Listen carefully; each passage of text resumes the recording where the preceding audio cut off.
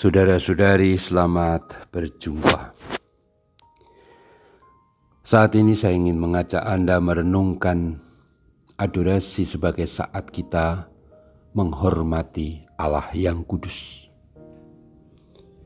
Allah adalah kudus dan hanya Dialah yang kudus. Dan kita tahu, begitulah pewahyuan dalam kitab suci, Allah adalah kudus dan Dia satu-satunya yang kudus. Tetapi yang menarik, Allah yang kudus ini mewahyukan diri, menyatakan dirinya ke dalam sejarah kita manusia yang berdosa ini. Dia yang kudus mau tinggal di tengah kita, orang-orang yang berdosa ini. Bukan hanya melalui sabda yang menguduskan kita, tetapi benar sabda Allah menguduskan kita. Tetapi sabda itu sendiri telah menjadi manusia dan tinggal di antara kita. Dan kita mengenalnya. Dialah Tuhan Yesus Kristus, Allah yang kudus, yang menjadi manusia, dan hidup sebagai manusia seperti kita. Segala-galanya sama dengan kita kecuali dalam hal dosa. Yesus yang kudus mau mengalami segala hal ikhwal kemanusiaan kita. Semua yang menjadi suka duka kita, itu Dia alami. Kecuali satu hal yang membedakan kita dengan Tuhan Yesus, bahwa Tuhan Yesus tidak pernah berdosa.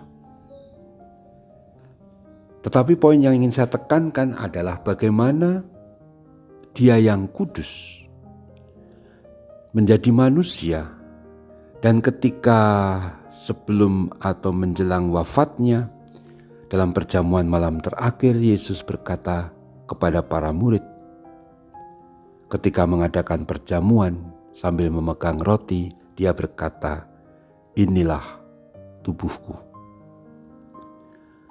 Kata tubuh di situ menunjuk bahwa roti itu disabdakan oleh Kristus dan dikehendaki, dan dibuat dan dikehendaki, disabdakan, dijadikan adalah tubuhnya sendiri. Tuhan mengendaki roti itu dengan diberkati olehnya, dan setiap ekaristi dikuduskan melalui Roh Kudus yang dicurahkan, membuat hosti itu, roti itu menjadi tubuh Kristus.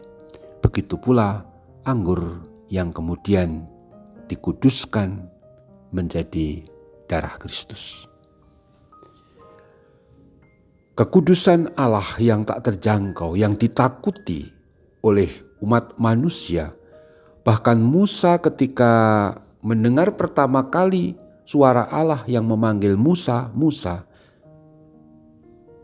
Lalu Musa mendekat karena melihat semak yang bernyala. Tapi Tuhan berkata, "Lepaskan kasutmu, karena tempat yang kau injak adalah kudus." Itu menunjukkan apa? Allah hadir. Dan kalau Allah hadir, orang harus menghormati kekudusannya.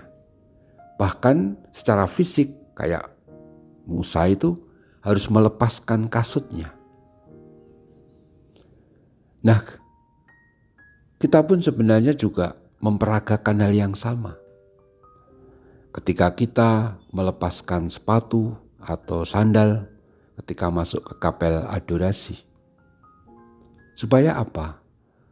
Supaya kita seperti Musa, tanpa alas kaki atau tanpa kasut, berarti supaya kita meninggalkan rasa aman dan hanya mengandalkan aman itu sekarang hanya pada hadirat Tuhan.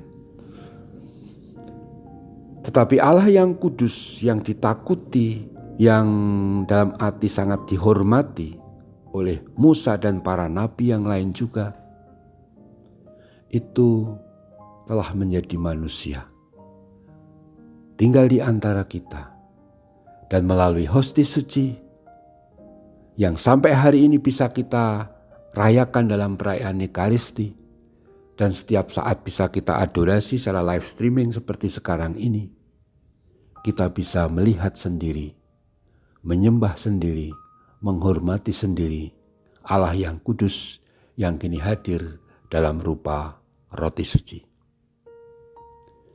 Maka beradorasi sebenarnya adalah saat kita menghormati kekudusan Allah. Kekudusan Allah yang sangat membuat gentar dan takut, seperti Rudolf Otto mengatakan sebagai pengalaman tremendum, walaupun tetap fascinans atau fascinosum atau terpesona.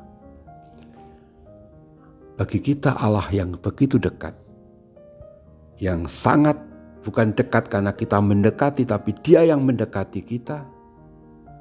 Allah pula yang telah menjadi manusia, yaitu Yesus Kristus itu, menguduskan dan menyelamatkan kita. Adorasi adalah saat kita mengakui dengan seluruh tubuh, pikiran, dan hati bagaimana Allah yang kudus itu hadir di tengah dunia yang penuh tipu daya, penuh dosa, penuh kekacauan, penuh intrik, penuh iri, penuh hal-hal yang tidak layak di tengah masyarakat, bahkan juga gereja, mungkin juga dalam hidup kita masing-masing. Tapi Dia yang kudus mau hadir di tengah situasi yang tidak bagus ini. Karena Tuhan mencintai kita, berbelas kasih, dan ingin kita pendosa-pendosa ini tetap dekat dengannya. Caranya ialah dengan selalu bertobat dan membiarkan diri dikuasai, dipimpin oleh Allah. Marilah kita lanjutkan adorasi kita untuk selalu menghormat kekudusan Allah, membiarkan Allah yang kudus memimpin kita, membimbing kita, dan melindungi kita. Mari bersemangat, adorasi, lanjutkan. Terpujilah Tuhan kita Yesus Kristus untuk selama-lamanya. Amin.